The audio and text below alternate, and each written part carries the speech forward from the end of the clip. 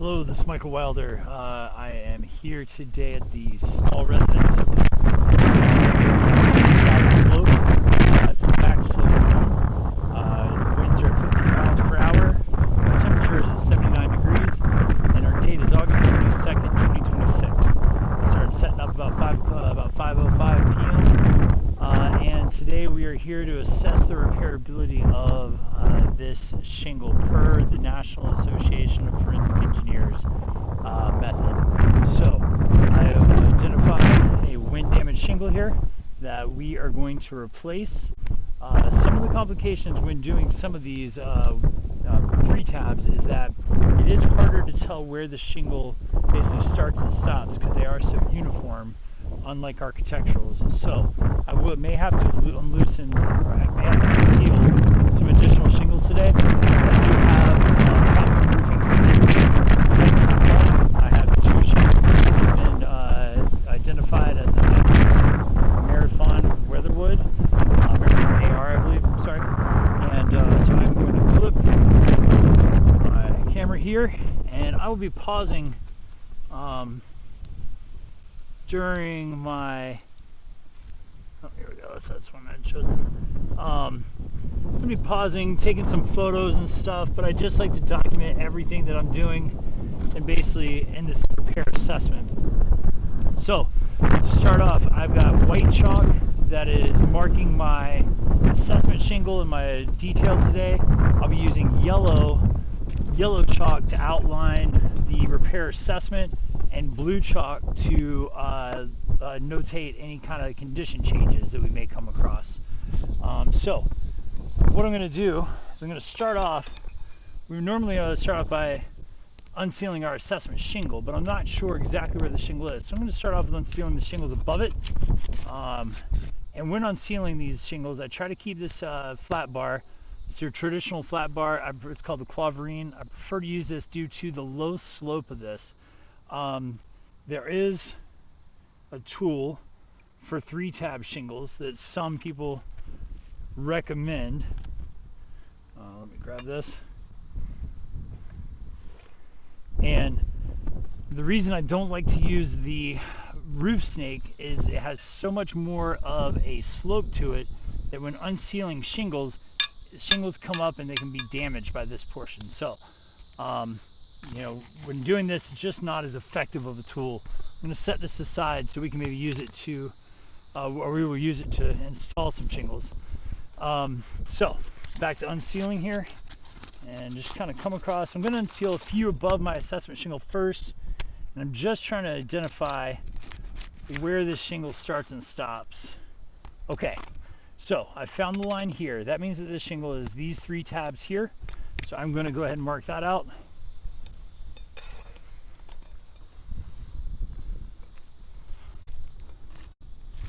So this will be the shingle that we are replacing today. Now that being said, we're going to have to unseal some additional shingles. One, just to remove our assessment shingle, but just to identify my proper assessment area on what all shingles will have to be manipulated to remove and replace the wind damaged shingle.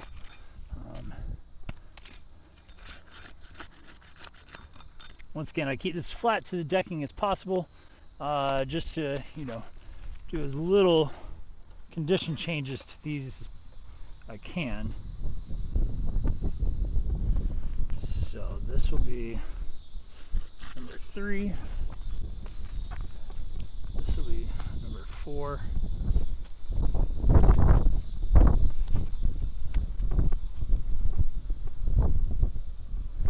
This will be number 5. 1, 2, 3. This will be number 6.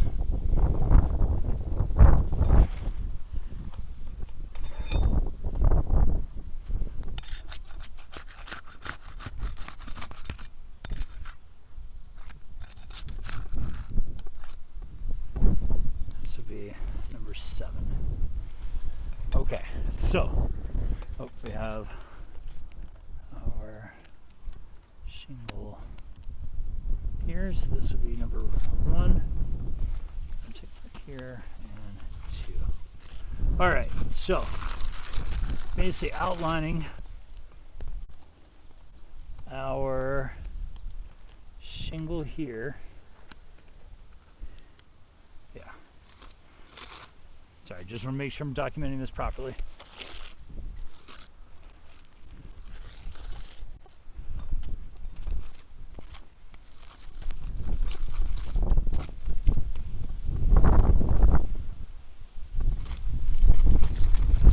So there's only 7 shingles that could have to be manipulated when doing this repair assessment today.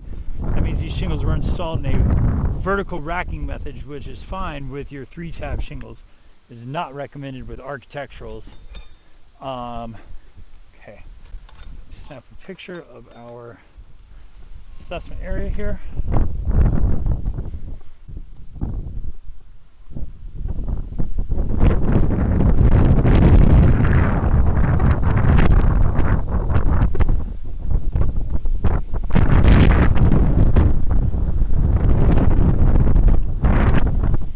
Okay, so what we're going to do now is we unseal the shingles above our assessment shingle.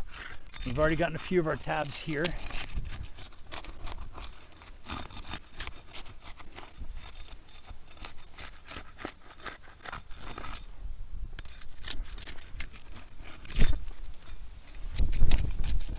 Once we have these shingles unsealed, which looks like we have now, we can begin removing our fasteners. Just trying to take a look here. All right. So to remove our first fasteners, I come under our assessment shingle. When lifting these shingles, I try to lift, I have to begin with my finger, but try to move it to the back side of my hand as to not create any other additional damage for these shingles.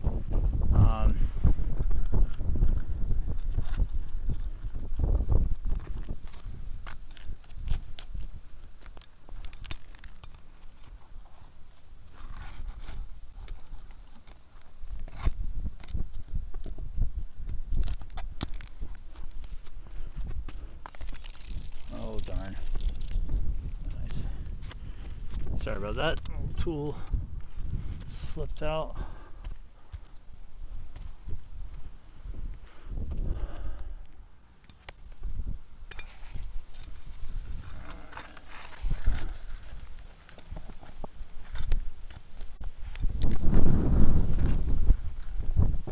So as I mentioned, just removing our fasteners now.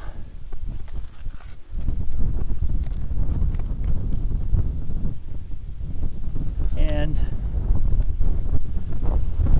get it so we can remove this shingle here.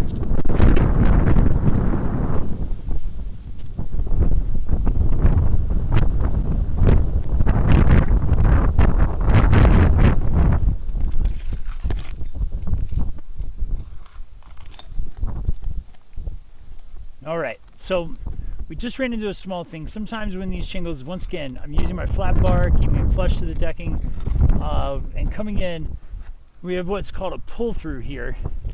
And this has basically occurred on shingle number 5. Basically, when the shingle lifts above the nail head, it'll leave a bigger hole in the shingle. And if that shingle's not being replaced, it's considered essentially to have damage to it. Document this real quick. It just kind of indicates the condition of the shingles and creates issues and penetrations for in the future. If this shingle is not replaced, it could create water intrusion or different things like that. So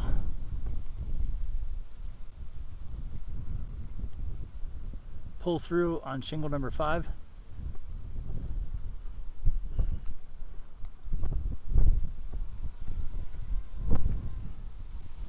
Pull through shingle number 5. Alright, so now we have to go under this shingle to kind of finish removing this.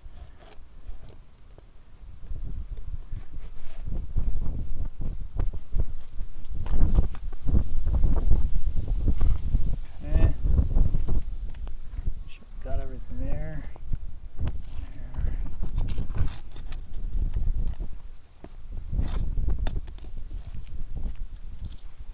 fastener came out fine.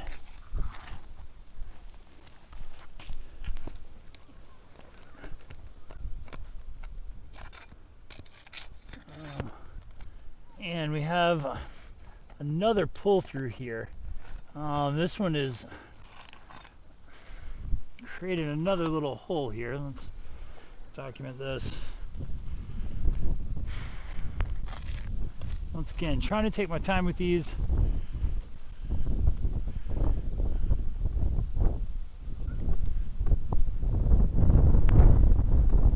Additional pull through on shingle number 5.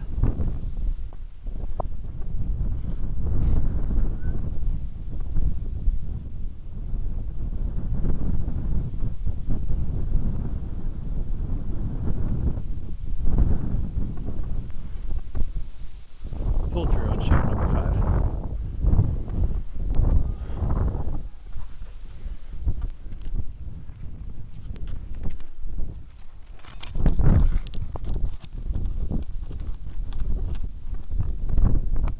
Oh. Now, that nail didn't pull through, but it did start to lift over, or tried to come over the edge of this nail head. So what I did is I was able to kind of save that. Let's make sure that we're getting a little bit over here. So I was able to leave that one, but it does leave a little bit bigger of a penetration. So at this point, all of our fasteners should be removed from our assessment shingle, and it should slide out unless I missed something.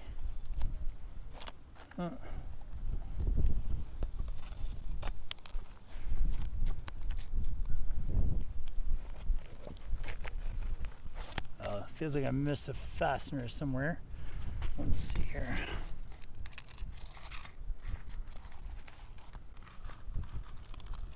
Oh yeah, there's an additional one here that just had caulking over it that I couldn't see. Okay, there we go. All right, so I'm going to place my flat bar up here.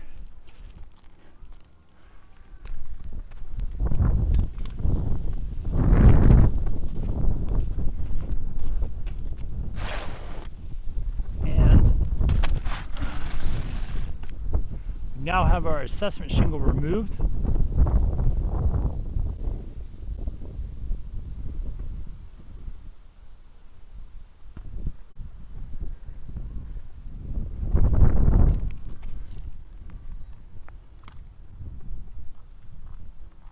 Got a little bit of mat transfer, some sealant here that I'm going to check. So.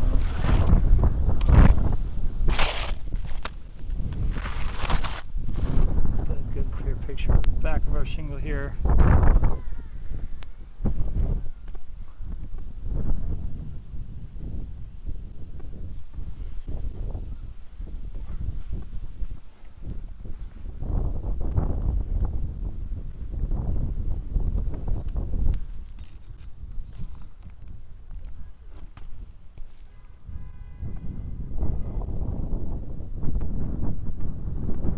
Shingle is 39 inches.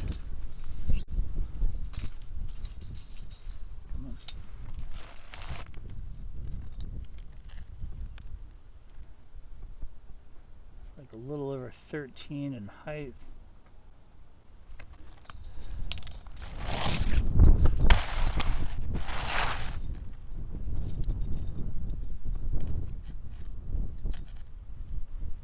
Just get a reveal here. Okay. I always like to compare it to the shingle that I was told was the match. Just to ensure that they line up here. And they do match in size. Alright. So we will set this one off to the side and we'll install our new one here in just a moment. While the shingle is removed, I like to just check a few things here. First being using my flashlight here and checking, making sure that our underlayment was not damaged during the removal. So it looks fine. It is verified that we do have felt paper installed with staples.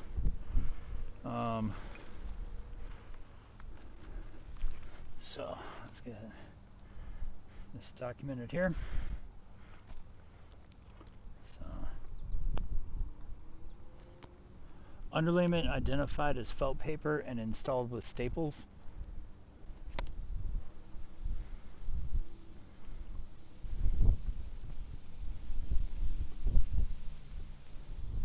Okay, now I also like to just check and make sure for any kind of essential creasing or cracking or anything on our shingles, and overall everything looks pretty good.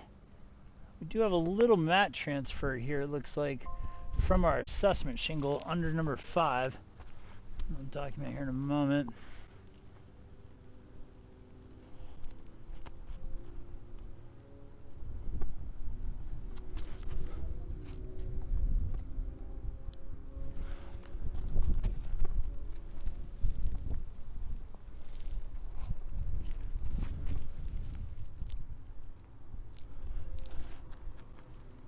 A little mat transfer on number 7 as well. So mat transfer, and that's just from the strong bond of these shingles, even though they're unsealing with the proper flat bar. Sometimes the material will just bond so much that it just kind of detaches. Mat transfer, shingle number 5 to 7.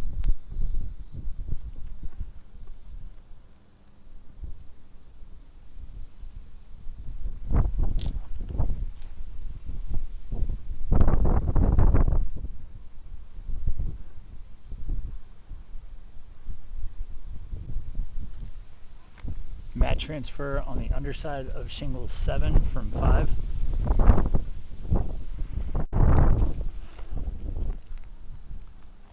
Oh, sorry, just trying to get a better angle here.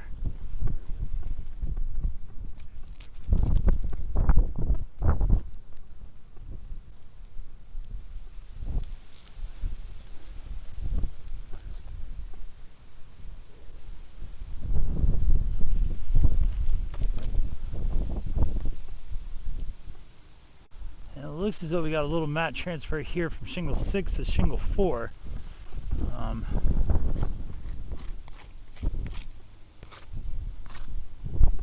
So that kind of impacts both of these shingles here, and basically prevents these shingles from being able to reseal properly, even with roof cement. Mat transfer from shingle 4 to shingle 6 during unsealing.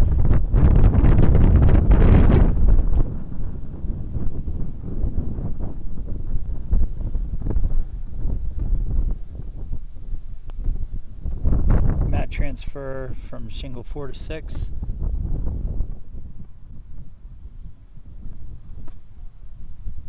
Sorry, it's hard to get good pictures sometimes of the sun.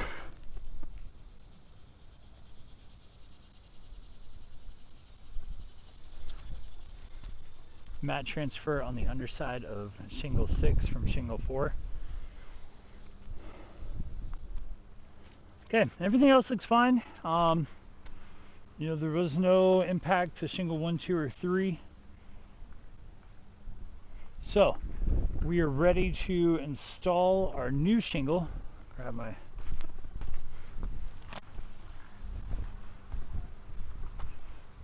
camera, just check on video here. Everything seems to be good. So we have our new shingle that I documented on the back of the truck prior to coming up from a brand new bundle that I unpackaged on site. We know that the shingles match up in size, so I should be able to just slide this up in here. I am seeing a little bit of granular coming down, which is kind of traditional, or ordinary with when doing work on roofs. But we are going to try to keep our eye on any kind of excessive granular loss. But get this lined up here with the other shingles properly.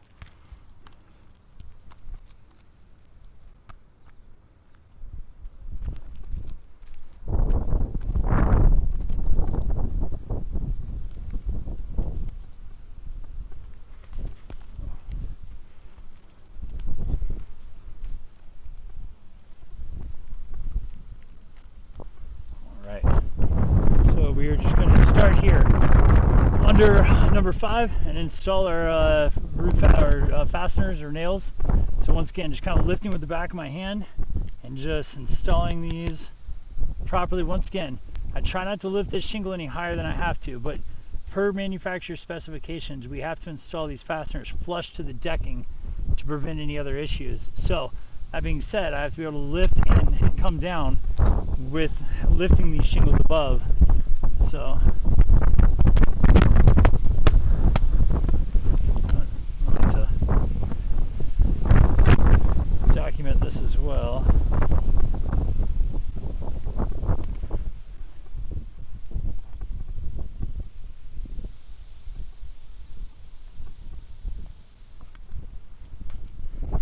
The other side, maybe a little bit better light here.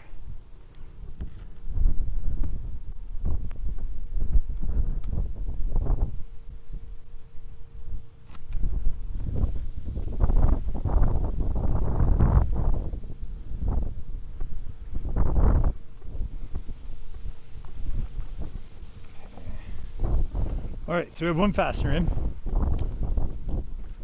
We're still working under shingle number 5. And you can see here it's actually already starting to bond to this new sealant strip a little bit.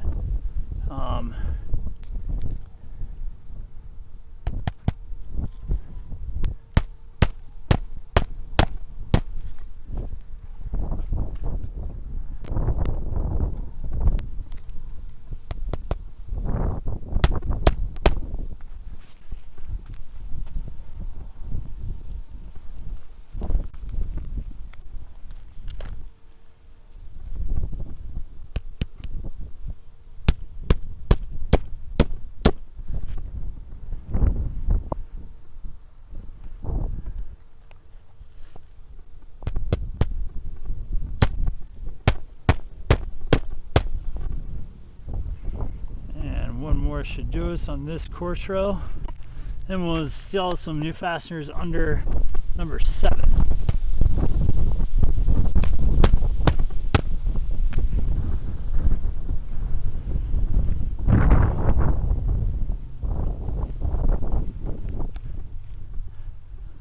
When lifting number 7, they are a little bit more restricted because the shingles above it aren't traditionally unsealed when just doing repairs for a shingle 2 course rows down. So they do get a little bit more, have a little bit less flexibility. And I'm working around these holes, for instance this pull through on number 5, which I will seal up just for the time being, just to make sure we don't get any penetrations in it. But when you have complications with the shingle above your replacement shingle, it just makes the repair a little bit more challenges. All right, that's going in just fine.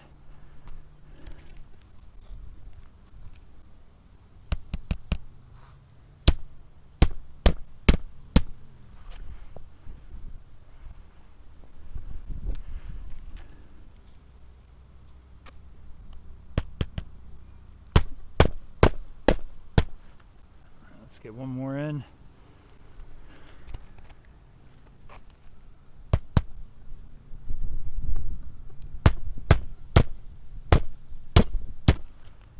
Right.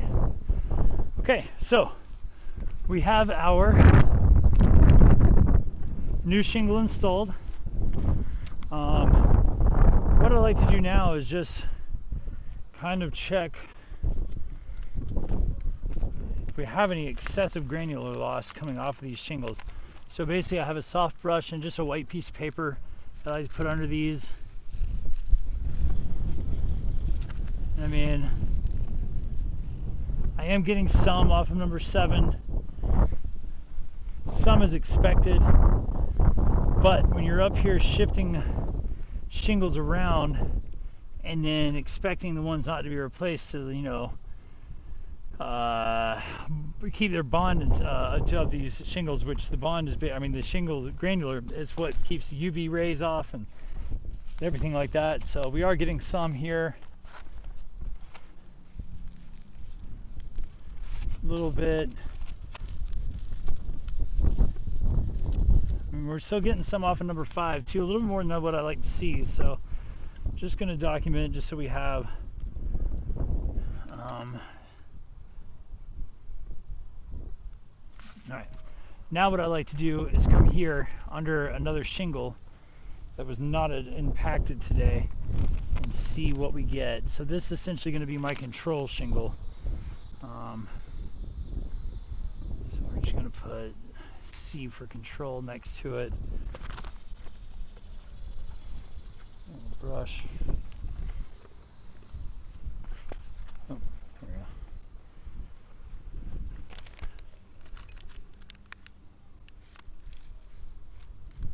And as you can see, still got a little bit, but just not as much as the repair shingles. So just once again, we'll document everything we got here. Oh, the ones blow away in the wind.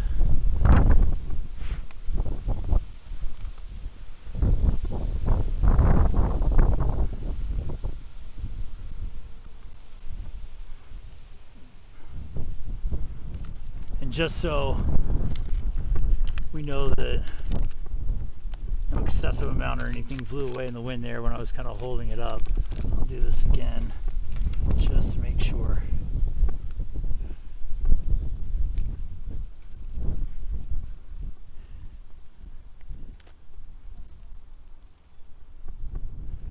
Okay.